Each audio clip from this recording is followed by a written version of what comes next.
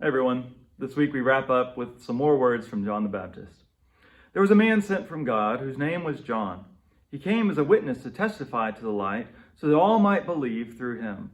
He himself was not the light, but he came to testify to the light. The true light, which enlightens everyone, was coming into the world. And John testified and cried out, "This is the one of whom I said, 'He who comes after me is greater than me because he was before me.'" So for most of this week, John the Baptist has been our Advent guide. As we've said before, Advent is this time of preparation for Jesus' arrival, whether that was in the past or in the future, or even right now in the present. And in Jesus' time, that was a role that John fulfilled, right? So he's the sign who points us in the right direction. He's the mirror who reflects the light of the world. And, these few verses here and other things that John says, they point to a common mistake that we make of focusing on the messenger instead of the message. So, I don't know, why do you think we do that? Well, for one thing, it's easier to stick what's familiar and what's already been before, instead of looking for the newness that God is bringing, right? I mean, the way that John shows up and the way he dresses, a lot of people probably thought, oh, he's just being like Elijah again. We like him. Who doesn't like a good reboot? And maybe in other ways we get stuck on ourselves and all the good that I can do for God. Right? I definitely get that temptation. I feel good when these videos get more likes.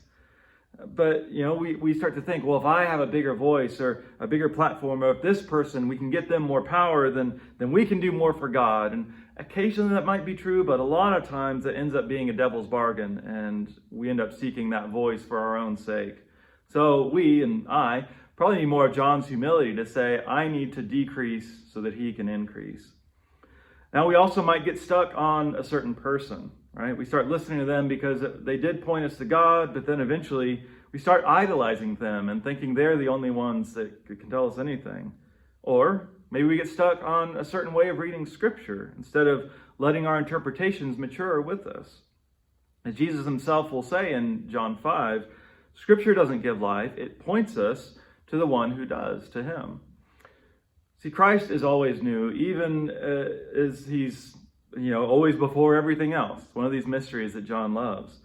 So instead of being stuck in the past, instead of being stuck in an immature faith or stuck on ourselves, where can we seek the newness that leads to growth?